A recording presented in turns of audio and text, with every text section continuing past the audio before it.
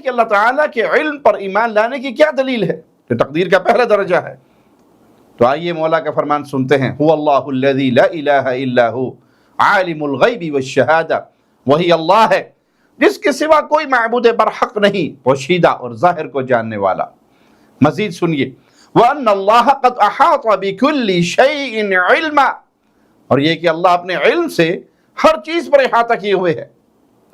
ایک اور مقام پہ مالک فرماتا ہے، عالم الغیب لا يعزب عنه مثقال ذرة في السماوات ولا في الأرض ولا أصغر من ذلك ولا أكبر إلا في كتاب مبين، غیب کا جاننے والا، ذرہ بھر چیز بھی اس سے پوشیدہ نہیں، نہ آسمانوں میں اور نہ زمین میں، اور کوئی چیز ذرے سے چھوٹی یا بڑی ایسی نہیں مگر کتاب روشن میں لکھی ہوئی ہے۔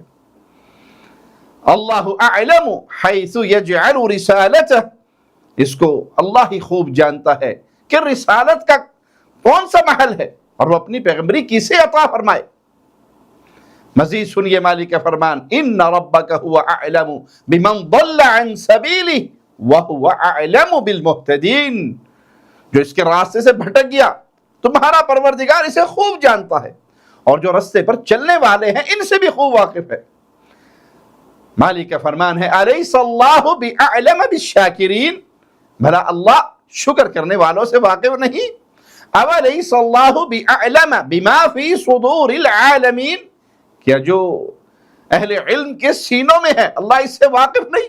ایک اور جگہ ارشاد باری تعالیٰ ہے، وَإِذْ قَالَ رَبُّكَ لِلْمَلَائِكَةِ إِنِّي جَاعِلٌ فِي الْأَرْضِ خَلِيفَةً قَالُوا أَتَجْعَلُ فِيهَا مَن يُفْسِدُ فِيهَا وَيَسْفِكُ الدِّمَاءَ وَنَحْنُ نُسَبِّحُ بِحَمْدِكَ وَنُقَدِّسُ لَكَ قَالَ إِنِّي أَعْلَمُ مَا لَا تَعْلَمُونَ، اور وہ وقت یاد کرنے کے قابل ہے جب تمہارے پروردگار نے فرشتوں سے فرمایا، میں زمین میں اپنا نائب بنانے والا ہوں۔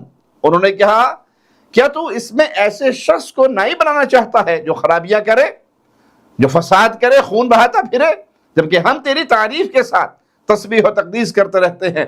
اللہ نے فرمایا، میں وہ باتیں جانتا ہوں جو تم نہیں جانتے۔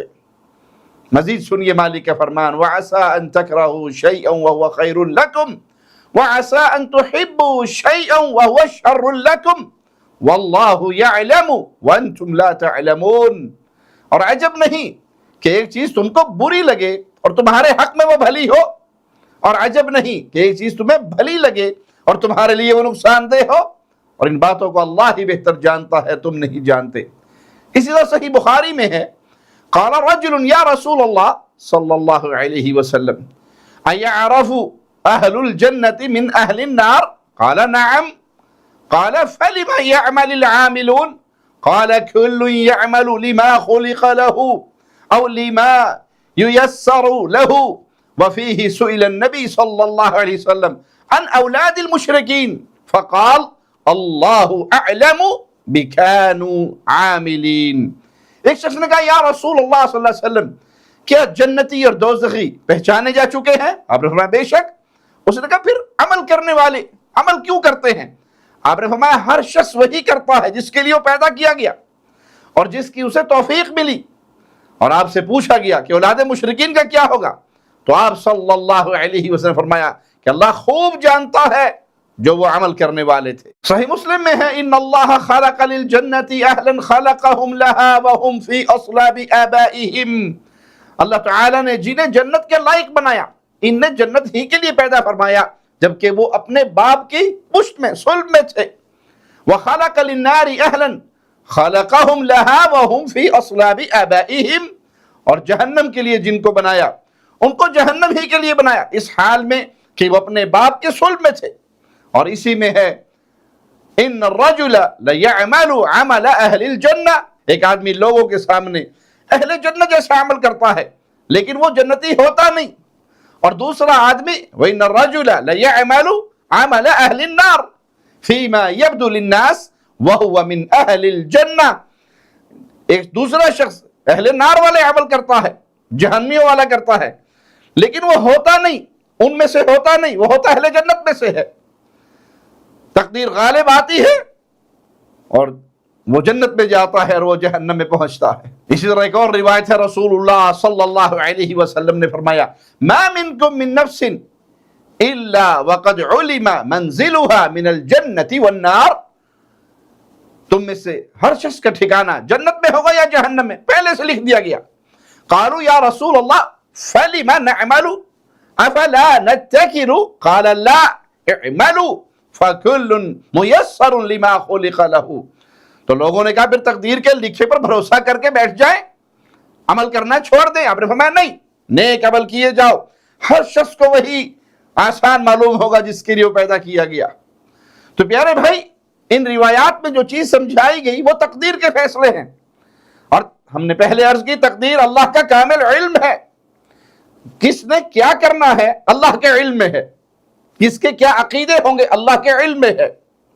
اللہ نے راستے کھولے ہیں ہدایت کے، اِنَّا هَدَيْنَاهُ السَّبِيلَ إِمَّا شَاكِرًا وَإِمَّا كَفُورًا، ہدایت کا راستہ بھی کھلا ہے، توحید کا راستہ بھی کھلا ہے، شرک کا راستہ بھی کھلا ہے۔ چاہے اللہ کی عبادت کریں آپ، چاہے آپ قبروں کی پوجا کریں، درختوں کی پوجا کریں، پتھروں کی پوجا کریں، غیر اللہ کی پوجا کریں، آپ جو کریں گے، آپ ابھی اپنے والد کی پشت میں تھے، اسلام میں تھے، صلب میں تھے، لیکن اللہ کو پہلے سے علم تھا، اس نے پیدا ہونے کے بعد کرنا کیا ہے، اسی بنیاد پر وہ جنت والے جنتی ہیں اور جہنم والے جہنمی ہیں۔ پھر آپ نے فرمایا فَأَمَّا مَنْ أَعْطَى وَاتَّقَى وَصَدَّقَ بِالْحُسْنَى فَسَنُيَسِّرُهُ لِلْيُسْرَى وَأَمَّا مَنْ بَخِلَ وَاسْتَغْنَى وَكَذَّبَ بِالْحُسْنَى فَسَنُيَسِّرُهُ لِلْعُسْرَى، جس نے اللہ کے راستے میں مال دیا، پرہیزگاری کی، نیک بات کو سچ جانا، اس کو ہم آسان طریقے کی توفیق دیں گے، اور جس نے بخل کیا، بے پرواہ رہا، نیک بات کو جھوٹ سمجھا، اسے سختی میں پہنچا دیں گے۔ تو یہاں تین بالکل واضح ہے، لیکن اللہ کا کامل علم ہر چیز کو جانتا ہے، زمین و آسمان کی تخلیق سے پہلے اللہ نے تقدیر لکھ دی، وہ اللہ کا علم ہے، آپ نے کیا کرنا ہے، میں نے کیا کرنا ہے، وہ اللہ کے علم میں ہے۔ اس لیے اللہ سے ہمیشہ خیر اور بھلائی کا سوال کرتے رہیں۔